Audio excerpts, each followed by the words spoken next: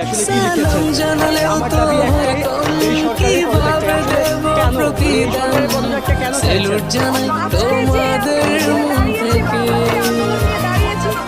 তোমরাই তো বাংলার আসল প্রাণ, স্বার্থ ছাড়াই যে মাটির টান, ভাবনি একটিবার জীবন দিতে।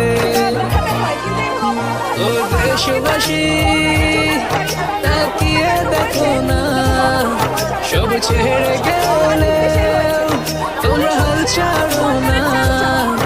এই বাংলা মায়ের জান কখনো ভুলবে না, তোমাদের ঋণের প্রতিদান কেউ দিতে পারবে না। আমি যদি ভয় পেতাম তাহলে এখানে এসে দাঁড়াতাম না। আমি জানি না আমার কি হবে, কারণ আমরা তো এখনো স্বাধীন না। আসলে যদি আমাদের এই সরকার পদত্যাগ করে তাহলেই আমরা আসলে স্বাধীন নাগরিক হতে পারবো। আমরা এখনো এই দেশে স্বাধীন না। স্বাধীনতা শুধু 1971 সালে এসেছে শেখ পরিবার।